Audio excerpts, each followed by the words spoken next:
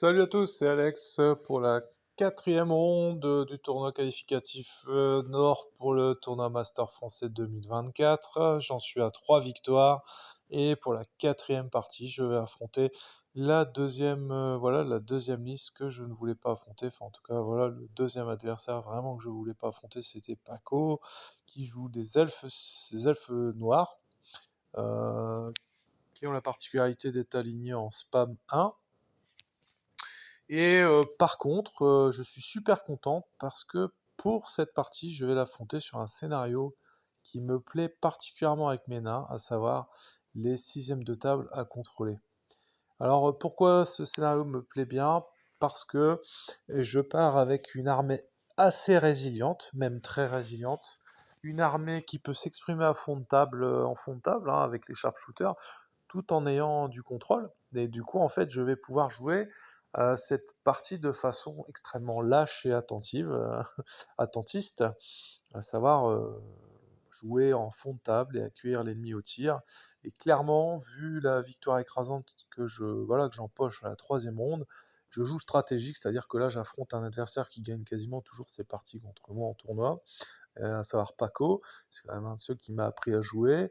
Et du coup, l'idée pour moi est de tenter le nul, voire un nul, voilà, du coup, un nul avec kill point en ma faveur, et ou alors tenter une petite victoire. Donc en fait, je pars dans l'idée de déployer la quasi-totalité de ma puissance de feu au centre. Et puis je fais un gros bloc sur mon flanc gauche avec euh, mes unités de Garina et Golok.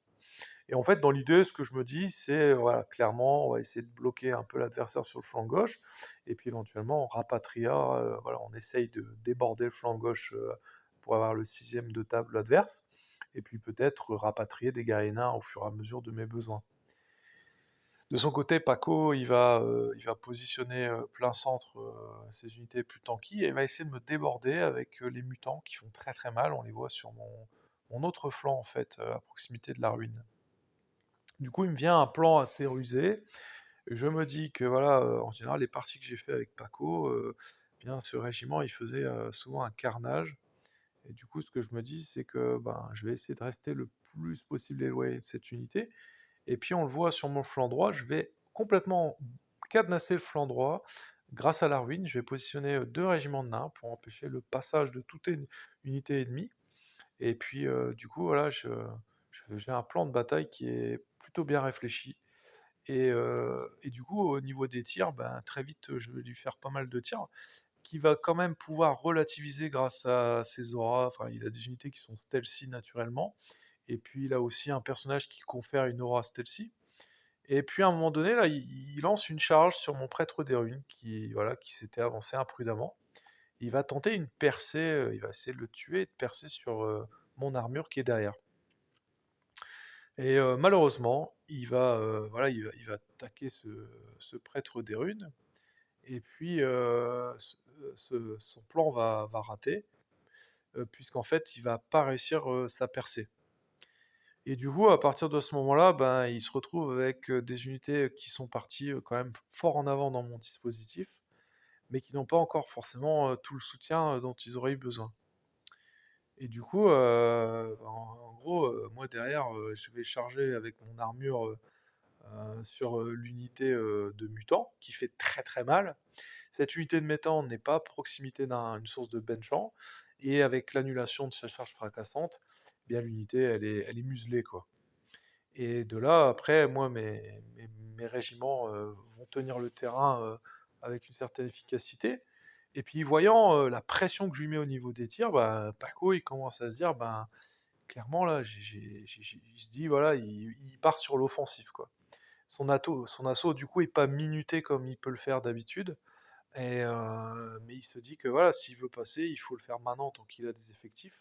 Donc, il fait une double charge sur un régiment d'Iron Guard qui est dans un champ, et cette double charge ne passe pas mon régiment parce qu'il est gêné. Et puis de là, en fait, la partie commence à s'amorcer comme une partie comme aiment les nains, c'est-à-dire une partie où voilà, on est sur des combats sans mouvement, une guerre d'usure. Donc il va charger autant qu'il peut mes unités, et puis tout ça en prenant des tirs quand même assez considérable de mes sharpshooters. Parce qu'en fait, avant de se débarrasser des sharpshooters, ben, à chaque tour, il va prendre un, 2, 3 PV, et ces blessures-là, en fait, à l'usure, elles finissent par l'abîmer. Quant à Golok, qui fait un travail de monstre, en fait, il arbitre tous les corps à corps avec son Strider, il est planqué dans le champ, et de son côté, bah, lui, il a son personnage nommé monstrueux, bah, qui fait pas grand-chose, qui va taper dans mes effectifs de guerriers, et clairement, c'est pas forcément ce que Paco aurait voulu. Et à un moment donné, ben, ce qui se passe, c'est que ces mutants, ils finissent par être chargés de flanc par les Iron Guards que j'avais dissimulés près de la ruine, et puis ils vont tomber, quoi. Et en fait, avec la chute de cette unité-là, pour Paco, bah, clairement, les chances de victoire, elles ont disparu. Maintenant, moi de mon côté, je commence à partir de ce moment-là à réfléchir à comment essayer de gagner cette partie. Et puis, dans l'idée, au niveau du kill point, j'ai déjà une avance confortable, qu'il est en train quand même de faire diminuer petit à petit en détruisant mes sharpshooters et certaines unités.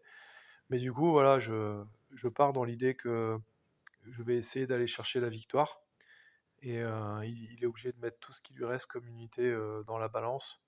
Et en fait, ce qui se passe, c'est que ben, à rien du tout, j'aurais pu aller chercher euh, une partie de ces sixièmes de table, mais en fait, au centre, il va positionner habilement son apparition, donc on va pas, mon unité va pas pouvoir passer à travers en une phase de corps à corps. Et du coup, au final, bah, au niveau des sixièmes de table, bien lui, il va contrôler un sixième sur son flanc droit. Il va contrôler son centre grâce à son apparition qui jette les éclairs. Et moi, de mon côté, je contrôle mes deux flancs et mon centre. Mais je vais réussir à envoyer une unité de guerrier pour aller chercher son flanc gauche. Et du coup, c'est une victoire pour les nains. Alors, une victoire assez serrée au niveau des objectifs, mais très confortable au niveau du kill point. Du coup, je prends, il me semble, un ou deux bonus contre Paco. Et du coup, bah, je me glisse à la finale en finale quoi, pour ce tournoi. Euh, et j'affronterai un adversaire redoutable, à savoir les Gobelins de tir de Julien. En ce qui concerne la partie que je fais avec Paco, bah, je suis quand même très satisfait. Bah, voilà, il faut remettre à César ce qui est à César. Le sixième de table, c'est un scénario voilà, où clairement je suis avantagé. Et puis après, je choisis le côté, donc ça aussi, c'est bien.